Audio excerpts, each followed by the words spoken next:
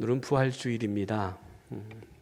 예수님께서 사망 권세를 이기시고 부활하신 날이고, 또한 예수님께서 부활의 첫 열매가 되심으로 인해서 하나님께서 인류를 구원하시기 위한 하나님의 구원의 계획이 완성되었음을 선포하는 날입니다. 오늘 우리는 예수님의 부활에 대한 구약의 예언들이 어떻게 성취되었는지를 살펴보면서, 또한 예수님의 부활이 우리에게 주는 의미가 무엇인지를 깊이 묵상하면서 은혜 나누고자 합니다. 여러분, 2025년 사순절 우리 주제가 무엇인지 아세요? 잘 모르시겠죠? 앞에 있습니다. 같이 한번 읽어볼까요? 고난을 넘어 부활로. 고난을 넘어 부활로예요. 예수님이 죽으셨기 때문에 부활이 있는 거예요. 예수님이 죽지 않으셨으면 부활도 없는 거죠. 즉 예수님께서 십자가의 그 고난을 당하셨기 때문에 우리의 죄의 문제, 또 죽음의 문제를 해결할 수 있었다고 하는 거죠. 그래서 고난이 우리에게는 또 다른 축복이다라고 하는 것을 우리가 좀 생각하면서, 고난을 넘어서는 부활의 기쁨이 우리에게 있어지기를 소망하면서 저 주제를 택했어요. 그런데 여러분, 살면서 정말 참을 수 없는 고난이었다, 또한 고통이었다라고 하는 일들이 있을 겁니다. 그런데 저는 이번 주에 새롭게 하소서를 통해서 정말 고난을 통해서 하나님을 더 깊이 경험한 사람의 간증을 들었어요. 이 사람이 누구냐 하면 다음 세대를 세우는 사역을 하는 드러머 리노라고 하는 선교사님이에요. 여러분 혹시 들어보셨어요? 리노 선교사님. 여러분 혹시 모르시면은 새롭게 하소서 한번 들어가 보셔요. 그러면 그 영상이 제일 먼저 뜰 겁니다. 이분은 어떤 분이었냐면 의료사고로 인해서 17세쯤 됐을 때에 실명을 했어요. 중도 실명자가 더 어려운 것을 여러분들 잘 아실 거예요. 보다가 보이지 않는다라고 하는 것은 정말로 큰 장애입니다. 근데 그것도 자기 잘못이 아니고, 자기 실수가 아니고 다른 사람의 실수로 실명을 했다라고 하면 절망이죠, 절망. 그래서 하나님께 기도했답니다. 하나님 보게 해주세요. 아무리 기도해도 이 보이질 않는 거예요. 그래서 얼마나 어려웠느냐 하면, 예전에는 다 푸세식이어서 화장실이 다 밖에 있잖아요. 그러니까는 자기 혼자 화장실을 못 가는 그러한 정도의 시력을 완전히 잃어버린 거예요. 그렇게 어머니와 같이 예배당에 나와서 기도하면서 하나님 우리 아들 눈뜨게 해주세요, 다시 보게 해주세요. 그래도 하나님께서 전혀 움직이시지 않는 거예요. 그런데 어느 정도 되니까 기도가 바뀌더라는 거예요. 보게 해주세요. 그게 아니라 하나님 어떤 상황에서도 하나님을 예배하는 사람 되게 해주세요. 하나님을 예배하는 사람 되게 해주세요. 그렇게 기도했더니 이게 눈이 이제 보이기 시작하는 거예요. 차츰차츰. 얼마나 기적적인 일이에요. 의사가 당신은 이제 못 봅니다. 그런 진단을 갖고 지금 간증하는데 보니까 장애인증을 가지고 왔어요. 시력을 완전히 잃은 사람이다. 그런데 이걸 바꿀 수 없는 게 뭐냐면 이게 의사의 진단, 6개월 동안 검사하고 치료하면서 당신은 이제 시력을 가질 수 없습니다라고 하는 진단이 있었기 때문에 이 사람이 지금도 이분이 시력 장애인으로 등록이 돼 있어요. 근데 이걸 바꿀 수 없는 게 뭐냐면 이게 보이다가 안 보일 수도 있잖아요. 다시. 원래 안 보였던 사람이기 때문에. 그래서 이걸 바꿀 수가 없대요. 그러면서 그 전에는 이 시각장애인이라고 하는 이 증명서가 자기에게는 수치였대요. 근데 지금은 뭐냐면 이 증명서가 하나님이 살아계신다라고 하는 증거가 되기 때문에 이건 가지고 다닌다. 하나님이 살아계심을 증거하는 것이다. 라고 하는 얘기를 하더라고요. 그래서 눈을 뜨게 됐어요. 너무 기쁘잖아요.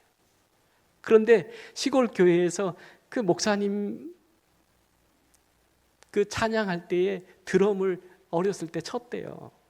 그래서 내가 할 수 있는 일이 뭘까라고 하는 생각을 하다가 드럼을 통해서 내가 하나님께 영광을 돌려야겠다라고 하는 생각을 갖고 무작정 그냥 상경을 했다는 거예요.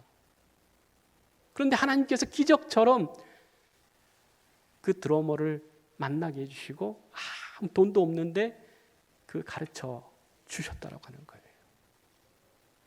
그래서 차츰차츰 유명해지고 방송에도 나가고 이렇게 되니까는 교만해지기 시작했는데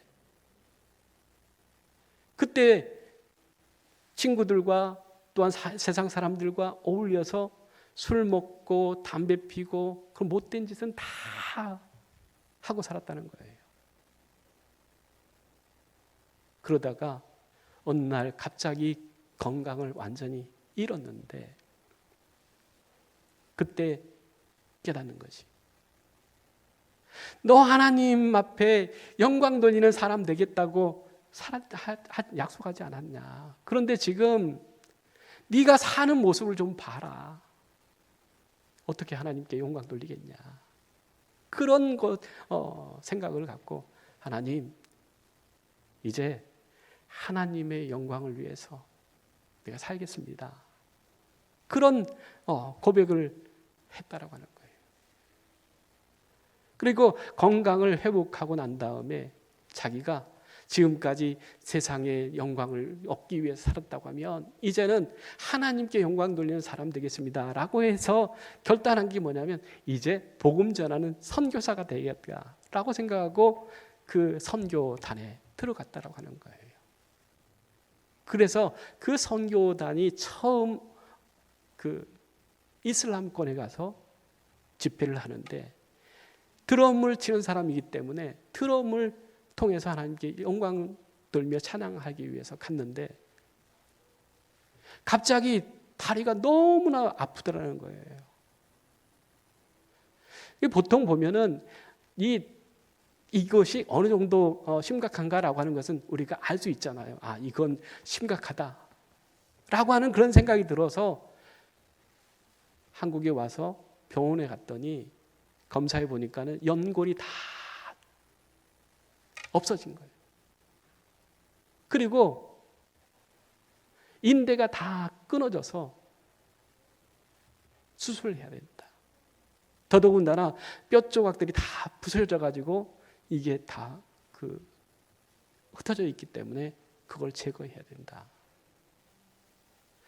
그러면서 하는 말이 뭐냐면 이 수술을 하고 나면은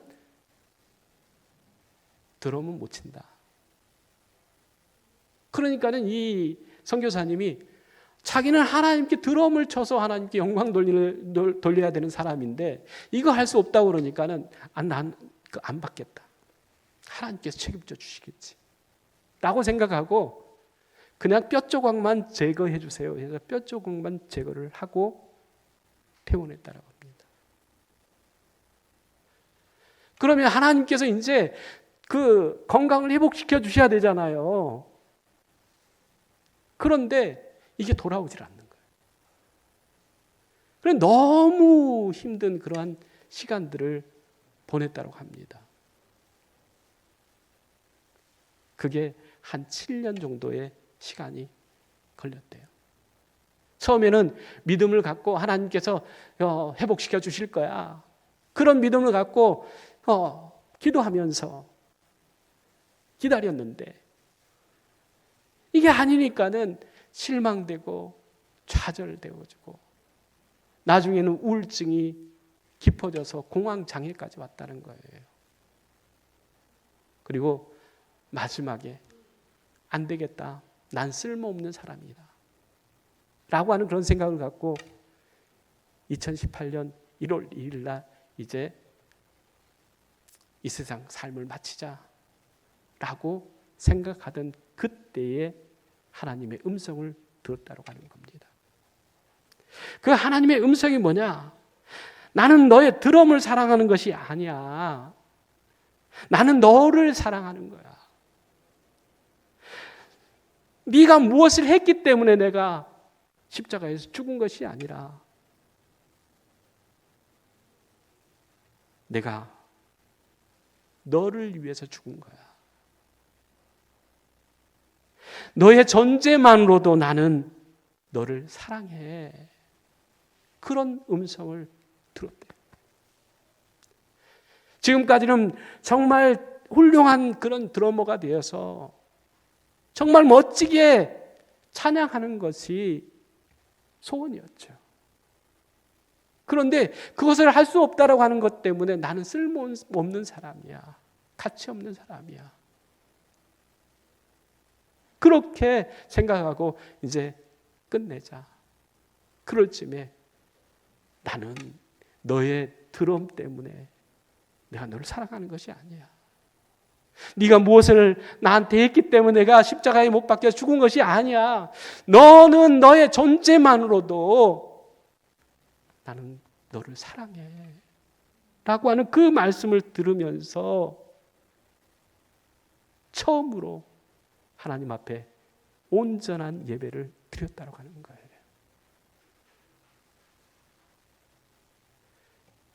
그리고 그때부터 하나님께서 기적적인 일들을 계속 이어가시는데 그 해 우리나라에 평창 올림픽이 있었어요. 그 올림픽 때에 피날레에 자기 이름을 걸고 공연할 수 있도록 하나님께서 높여주셨다고 하는 거예요. 그러면서 세계적인 관심을 갖게 되어졌습니다. 그리고 이제 하나님만 바라보면서 하나님께 예배하면서 하나님 복음 전하면서 살겠습니다.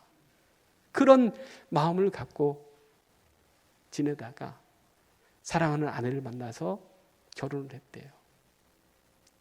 그런데 아내가 어떤 사람이냐면 신장이 안 좋아서 언니의 신장을 기증받아가지고 이 건강을 유지하는 사람이에요. 그런데 결혼을 했는데 아이를 너무 갖고 싶은데 아이가 생기질 않는 거예요. 그래서 병원을 갔답니다. 갔더니 이 리노 선교사님은 무정자증. 그래서 임신할 가능성이 0.몇 프로라고 하는 거예요. 0.01%인가 그랬는데 당신은 안 된다. 그런데 아이가 너무 갖고 싶으니까 아내하고 상의해가지고 난임 치료도 받고 또 그렇게 했답니다. 그런데 안 되는 거예요. 그래서 하나님 알아서 하세요. 그리고는 하나님께 맡겨드리고 지내는데 3년 만에 자연 임신이 된 거예요. 너무너무 기쁘잖아요. 하나님께서 우리 가정에도 아이를 주시는구나. 그래서 정말 기쁘게 지냈답니다. 아이 태어나면 좋은 것들 주고 싶어가지고 아이 용품도 다 사놓고 그랬는데 갑자기 아내가 이 몸의 이상을 느껴가지고 병원에 갔는데 수술을 해야 된다 라고 하는 그런 진단이 있어서 산부인과 수술을 받았답니다. 근데 문제는 뭐냐면 이 기증을 받았기 때문에, 신장 기증을 받았기 때문에 평생토록 면역 억제제를 먹어야 된대요. 그런데 면역 억제제하고 이 염증 치료하는 그런 것을 약을 같이 쓸 수 없대요. 항생제를 쓸 수 없는 거예요. 그리고 또 임신을 했기 때문에 항생제에 대한 그것을 이제 할 수 없어서 그냥 견뎠다라고 하는 거예요. 그런데 한 달에 3번의 수술을 받는데 완전히, 그러니까 신장도 안 좋은 사람이 임신을 또 했다. 그리고 또 지금 경과도 안 좋다. 그러니까 너무너무 걱정이 되고 염려가 돼서 하나님 앞에 기도하고 있는데, 평택에서 집회가 잡혔대요. 그런데 아내가 하는 말이, 여보, 갔다 와. 근데 출발하려고 그러는데 뭐냐면 몸이 상태가 안 좋은 거예요. 어떻게 해야지? 그랬더니 이 사모님이, 내가 잘 참고 있을 테니까, 견뎌볼 테니까 갔다 와. 예배하고 와. 하나님께 영광 돌리고 와. 그래 갔대요. 근데 5분, 예배 시작하기 전 5분 전에 연락 오기를, 아이가 죽었다.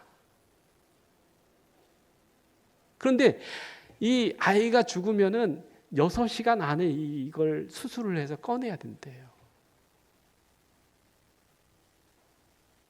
평택에서 예배 드리고 서울까지 와야 되는데 이 시간이 너무 안 되는 거죠. 그래서 아내한테 전화를 하니까는 아내가 하는 말이, 괜찮아. 예배 드리고 와. 보통의 사람 같으면 내가 정말 그 고통스러운 그 순간이잖아요. 빨리 와야 수술을 할 수 있잖아요. 그런데 예배 드리고 와. 그래서 예배를 드렸답니다. 그때 예배하면서 어떤 심정이 들었냐면, 하나님, 내게 가장 귀한 것을 드려서 하나님 앞에 예배합니다. 우리 아이의 그 생명을 하나님 앞에 온전히 드립니다. 그러면서 예배를 마치고 왔대요. 그리고 수술을 하고 죽은 아이를 이제 장례를 치르고 그 분골 가지고 이제 집에 왔는데, 문제는 뭐냐면 아이를 낳았잖아요. 그런데 산후조리원에서 안 받아주더라는 거예요. 아이가 있어야 산후조리원 들어가는데, 분명히 이 사모님은 아이를 낳는데 아이가 없으니까 산후조리원에 들어갈 수 없어서 나중에 그걸 아이를 가지고 선교지로 갔대요. 그리고 제주도에 와서 그 아이를 이제 보내줘야겠다라고 생각해서 어떤 항구에서 이제 뿌려주려고 갔더니 그런 마음을 주시더라는 거예요.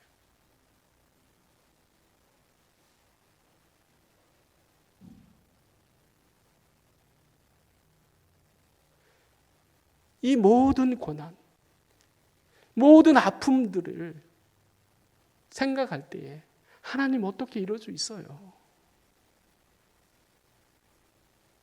우리도 그렇게 기도할 때 있지 않습니까?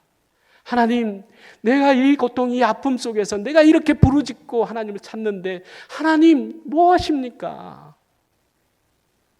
하나님 응답해 주셔야 되는 거 아닙니까? 뭔가를 좀 하셔야 되는 거 아닙니까? 그런 마음들이 우리에게 있잖아요. 그런데 그때 모든 것을 그냥 다 내려놓고 뭐라고 고백했냐면, 하나님, 이 모든 것들을 이해시켜 주지 않아도 돼요. 우리는 그 상황들을 이해하려고 하지 않습니까? 또한 이해가 돼야만이 또 받아들이기도 하고 포기도 할 거 아니에요. 그런데 우리가 신앙생활 한다고 하면서 모든 것을 이해하려고 하는 거예요.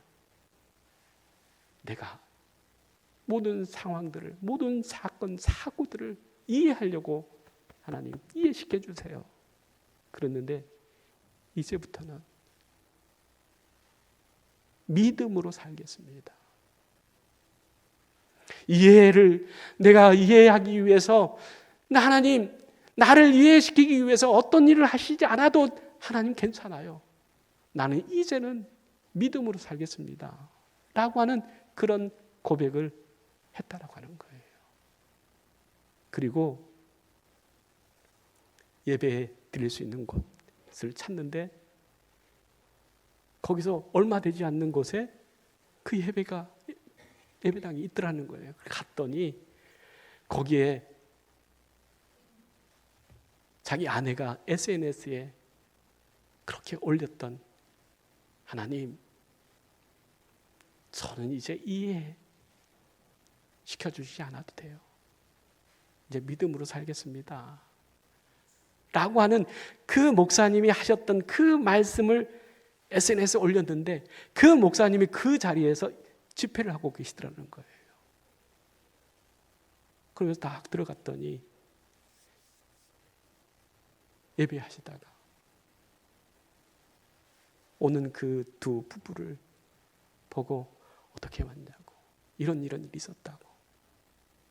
근데 너무 목사님 그 말씀이 너무 와닿아서 목사님 그 말씀 의지해서 하나님 믿음으로 살기를 원해서 이 시간 정말 힘들고 어려운 시간, 어떤 상황에서도 우리는 예배의 삶을 살자라고 하는 결단으로 지금 교회를 찾아왔는데 목사님 뵈서 너무 위로가 돼요.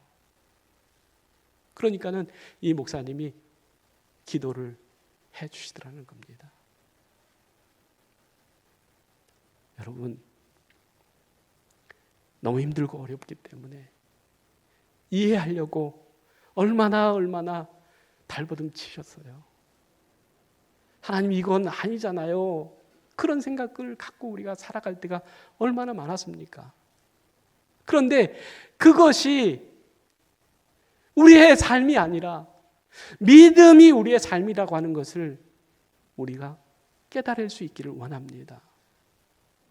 이해시켜 주시지 않아도 돼요, 하나님. 어떤 상황에서도 믿음의 사람으로 살겠습니다라고 하는 그 결단이 우리의 결단이 되어져야 될 줄로 믿습니다. 히브리서 11장 1절 말씀에는 믿음은 바라는 것들의 실상이요 보지 못하는 것들의 증거다라고 말씀하고 있습니다. 보지 못하는 것들을 우리는 믿는 거예요.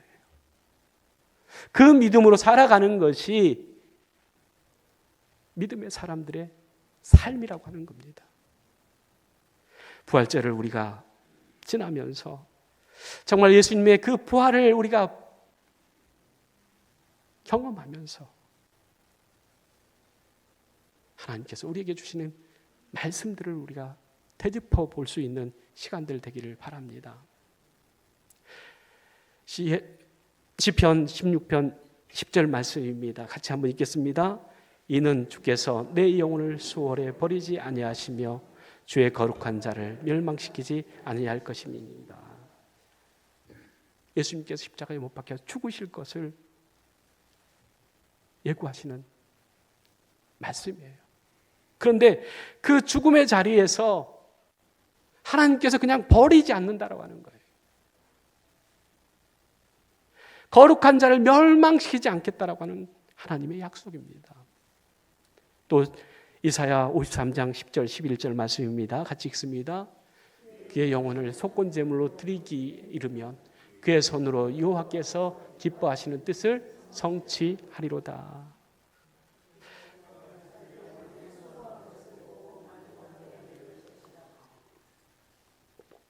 예수님께서 십자가에 못 박혀 속건 제물로 드려지지 않습니까? 그런데 그 죽음을 통해서 우리의 영원한 생명의 구원의 씨앗이 심겨졌다고 하는 것입니다. 또한 그의 손으로 여호와께서 기뻐하시는 뜻을 성취하게 돼 구원을 이루게 하신다라고 하는 거죠. 뿐만 아니라 그 모든 수고를 보고 그가 만족할 것이다 라고 하는 거예요. 그러니까 예수님은 십자가에 못 박혀 죽으시는 것이 고통만이 아니라 그 고난을 통해서 하나님께서 주시는 영광을 보게 되었다라고 하는 것이죠. 만족감이 되었다라고 하는 거예요. 고난 당할 때는 아픔이고 고통이고 정말 견딜 수 없는 그러한 우리를 힘들게 하는 것이지만, 그러나 그 고난을 통해서, 고통을 통해서, 아픔을 통해서 하나님께서 우리를 만족해 하시는 하나님의 역사를 이루어 주신다라고 하는 것을 말씀하고 계시는 거예요. 또 호세아 6장 2절 말씀입니다. 여호와께서 이틀 후에 우리를 살리시며 셋째 날에 우리를 일으키시리니 우리가 그의 앞에서 살리라 말씀합니다. 이 말씀은 메시아로 오신 예수님께서 죽임을 당할 것이지만 다시 살아날 것을 예언하는 말씀입니다. 이 말씀이 어떻게 성취되고 있는지 고린도전서 15장 3절에서 8절 말씀에 기록하고 있습니다. 같이 읽습니다.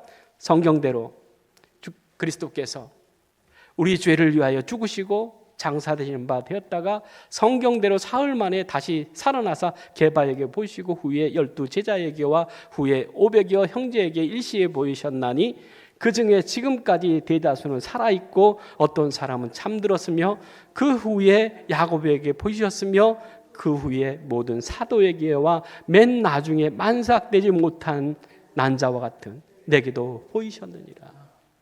부활은 성경대로 이루어졌다고 하는 거예요. 말씀대로 이루셨다고 하는 거예요. 그리고 그 모든 것을 보게 해 주셨다. 확실한 증거로 보여주셨다고 하는 것이죠. 마태복음 16장 21절입니다. 이때로부터 예수 그리스도께서 자기가 예루살렘에 올라가 장로들과 대제사장들과 서기관들에게 많은 고난을 받고 죽임을 당하고 제3일에 살아나야 할 것을 제자들에게 비로소 나타내시니라. 이때부터 그렇습니다. 그때가 언제냐면 베드로의 신앙의 고백인 다음부터예요. 예수님께서는 그 예수님에 대한 그 고백, 신앙의 고백이 있을 때에 비로소 예수님이 십자가의 죽음과 부활에 대한 증거를 하셨다고 하는 겁니다. 또한 마태복음 17장 22절 23절입니다. 인자가 장차 사람들의 손에 넘겨져 죽임을 당하고 제3일에 살아나리라. 예수님께서도 자기의 죽음과 또한 부활에 대한 말씀을 하고 있습니다. 그것이 자기의 말로만 끝나는 것이 아니라, 예수님의 말씀으로만 끝나는 것이 아니라 예수님의 부활을 경험한 사람들이 있죠. 누가복음 24장 5절 6절입니다. 여자들이 들어와 얼굴을 땅에 대니 두 사람이 이르되 어찌하여 살아있는 자를 죽은 자 가운데서 찾느냐? 여기 계시지 않고 살아나셨느니라. 갈릴리에 계실 때에 너희에게 어떻게 말씀하시는지를 기억하라라고 하는 거예요. 주님의 말씀을 어떻게 하라고요? 기억하라고 하는 거예요. 그런데 이들은 예수님께서 말씀하신 부활에 대한 그 생각이 없었다라고 하는 거예요. 그럼 천사들이 뭐라고 얘기합니까? 예수님의 말씀을 기억하라 라고 하는 겁니다. 우리가 부활절 우리가 기억하기 위해서, 주님의 부활을 우리가 잃어버리지 않기 위해서, 그 감격을, 그 축복을 우리가 잊어버리지 않기 위해서 매해 기억하는 거예요. 그렇지 않으면, 우리는 기억하지 않으면 생각지도 못하고 살아가는 거예요. 두 번째로는 인간의 불신과 하나님의 구원의 역사, 그 부활은 확실한 증거가 있다라고 하는 거예요. 그게 바로 빈 무덤이라고 하는 거죠. 시편 118편 22절 23절입니다. 건축자가 버린 돌이 집 모퉁이의 머릿돌이 되었나니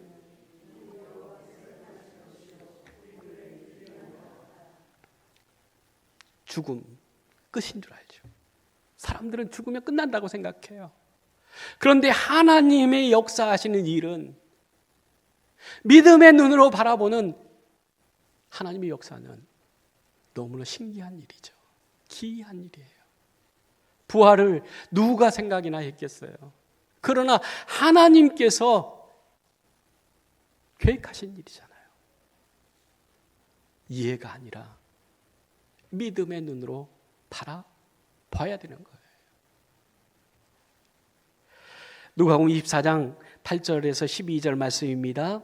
그들이 예수의 말씀을 기억하고 무덤에 돌아가 그 모든 것을 11 사도와 다른 모든 이에게 알리니 사도들은 그들의 말이 허탄한 듯이 들려 믿지 아니하나 베드로는 일어나 무덤에 달려가서 구부려 들여다보니 세마포만 보이는지라 그 된 일을 놀랍게 여기며 집으로 돌아가니. 이렇게 말씀합니다. 예수님이 부활하셨다라고 하는 소식을 여자들이 전했어요. 그러니까 이 베드로가 그 얘기를 듣고 예수님 무덤까지 갔다라고 하는 겁니다. 그런데 거기에서 본 것은 예수님을 본 것이 아니라 뭐만 본 것입니까? 세마포만 봤다. 예수님의 죽음, 시체를 쌓았던 그 세마포만 보고 놀랍게 여기며 어떻게 했습니까? 집으로 돌아가 버렸어요. 정말 우리가 그런 신앙이 되지 않기를 원합니다. 예수님의 부활의 증거자가 돼야 되지. 혹여나 그럴 수도 있겠다 라고 하는 그런 생각을 가지고 자기가 그 예수님 무덤을 올라갔잖아요. 그리고 봤잖아요. 그럼에도 불구하고 베드로는 자기 집으로 돌아가 버렸다라고 하는 것입니다. 성경은 예수님에 대한 모든 증거에 말씀드립니다. 우리를 구원하시기 위한 하나님의 사랑의 그 메시지입니다. 그런데 그 메시지, 그 말씀을 우리는 보고 하나님을 경험하면서 그 주시는 은혜로 우리가 믿음으로 살아가야 되는 거죠. 그 감사함으로, 감격으로 살아가야 되는 거죠. 그런데 베드로는 예수님의 그 부활의 현장을 보고 놀랍게 여겼지만 그러나 그냥 집에 돌아가 버렸어요. 고린도전서 15장 16절 17절 말씀입니다. 만일 죽은 자가 다시 살아난 일이 없으면 그리스도도 다시 살아나신 일이 없었을 터이요 그리스도께서 다시 살아나신 일이 없으면 너희의 믿음도 헛되고 너희가 여전히 죄 가운데 있을 것이다 라고 하는 거예요.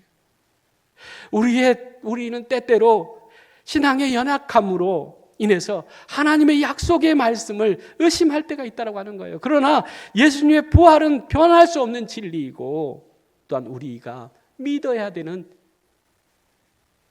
그러한 일이 되어진다라고 하는 거죠. 그래서 우리는 말씀을 보면서 그 하나님의 사랑과 은혜, 부활의 그 소망을 갖고 하나님을 기쁘시게 하는 그러한 삶을 살고자 하는 믿음을 우리가 가져야 된다고 하는 것이죠. 그래서 그 믿음을 우리에게 주시기 위해서 부활하신 예수님께서 바로 그냥 사라지신 것이 아니라 여러 사람들을 만나서 부활을 증거해 주시고 계십니다. 이사야서 53장 11절 말씀입니다. 같이 읽습니다. 그가 자기 영혼에 수고한 것을 보고 만족하게 여길 것이라 나의 의로운 종이 자기 지시로 많은 사람을 의롭게 하며 또 그들의 죄악을 친히 담당하시리로다. 이사야서 26장 19절입니다. 죽은 자의 죽은 자들은 살아나고 그들의 시체들은 일어나리라. 티끌에 누운 자들아 너희는 깨어 노래하라. 주의 이슬은 빛난 이슬이니 땅이 죽은 자들을 내놓으리로다. 그러니까 예수님께서 십자가에 못 박혀 죽으실 때에 나타났던 그 징조가 바로 무덤이 열리고 죽은 자들이 살아나는 그러한 일들이었어요. 마태복음 27장 52절 53절입니다. 무덤이 열리며 자던 성도들의 몸이 많이 일어나되 예수의 부활 후에 그들이 무덤에 나와서 거룩한 성에 들어가 많은 사람에게 보이니라. 예수님이 십자가에 못 박혀 죽으실 때에 무덤이 열리고 많은 사람들이 살아났다라고 하는 거예요. 뿐만 아니라 성에 들어가서, 거룩한 성에 들어가서 많은 사람들에게 어떻게 합니까? 보였다라고 하는 거예요. 그러니까 예수님이 부활하시기 전에 이미 이들이 보았던 것은 뭐냐면 죽은 자의 부활을 보았다라고 하는 거예요. 뿐만 아니라 예수님이 부활하신 것을 직접 본 사람들이 너무나 많아요. 막달라 마리아를 만나 주셨죠. 엠마오로 가는 두 제자를 만나 주셨죠. 그리고 또한 의심 많은 도마를 만나 주십니다. 도마는 부활하신 예수님을 보지 않고는 믿지 않겠다라고 했던 사람이에요. 그런데 예수님께서 그 의심 많은 도마에게 부활의 그 몸을 보여주십니다. 요한복음 20장 27절 28절입니다. 도마에게 이르시되 내 손가락을 이리 내 위로 내 손을 보고 내 손을 내밀어 내 옆구리에 넣어보라. 그리하여 믿음 없는 자가 되지 말고 믿는 자가 되라. 도마가 나의 주님이시요 나의 하나님이십니다. 고백합니다. 예수님께서는 확실하게 너 보고 믿는 자 되라라고 하는 거예요. 부활이 확실한 사건임을 말씀해 주고 있는 것이죠. 부활을 믿으라고 하는 거예요. 요한복음 20장 29절 말씀입니다. 예수께서 이르시되 너는 나를 본고로 믿느냐? 보지 못하고 믿는 자들은 보지 못하고 믿는 자들이 더 복되다 말씀하고 있습니다. 우리도 예수님의 부활을 보고 믿는 것이 아니라 믿음으로 그 부활을 확신하는 거예요. 그러므로 인해서 우리가 부활을 믿는 사람들은 삶이 달라져요. 부활의 의미는 예수 안에 영원한 생명이 있음을 알고 천국 소망을 갖고 살게 하는 능력이 있습니다. 고린도전서 15장 20절 22절 말씀입니다. 그러나 이제 그리스도께서 죽은 자 가운데서 다시 살아나사 잠자는 자들의 첫 열매가 되셨도다. 사망이 한 사람으로 말미암았으니 죽은 자의 부활도 한 사람으로 말미암는도다. 아담 안에서 모든 사람이 죽은 것 같이 그리스도 안에서 모든 사람이 삶을 얻으리라 말씀합니다. 사도 바울은 예수님의 부활이 우리의 부활을 증거하는 보증의 사건이라고 말씀합니다. 예수님의 부활이 있듯이 우리의 몸도 부활할 몸을 우리가 입게 된다라고 하는 것이죠. 로마서 6장 4절 말씀입니다. 그러므로 우리가 그의 죽으심과 합하여 세례를 받음으로 그와 함께 장사되었나니 이는 아버지의 영광으로 말미암아 그리스도를 죽은 자 가운데서 살리심과 같이 우리로 또한 새 생명 가운데서 행하게 하려 함이라 말씀합니다. 예수님께서 부활을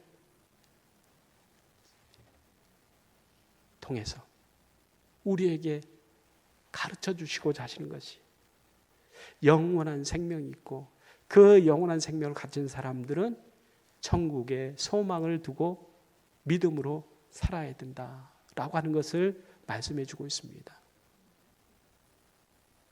우리 리노 선교사님의 그 간증 가운데 하나님 이 모든 고난, 고통, 아픔을 하나님이 이해시켜 주시지 않아도 돼요. 저는 이제부터 하나님의 그 역사, 구원의 그 역사, 하나님께서 말씀하신 그 말씀을 믿는 믿음으로 살겠습니다. 라고 하는 그러한 믿음의 고백이 부활 이 아침에 우리의 고백이 되어지기를 축원합니다. 기도하겠습니다. 사랑의 하나님, 참 감사합니다. 우리가 이해되지 않는 것들을 통해서 실망하고 좌절하고 포기하며 살았습니다. 그런데 하나님께서 우리에게 요구하시는 것은 믿음이었음을 우리가 깨닫게 되었습니다.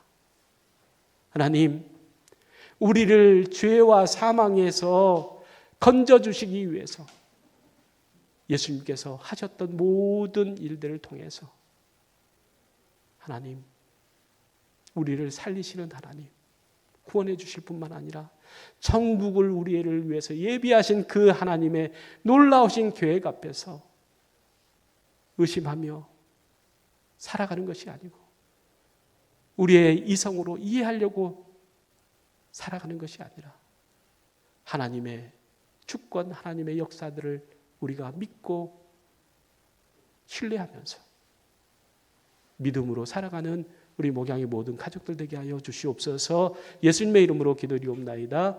아멘.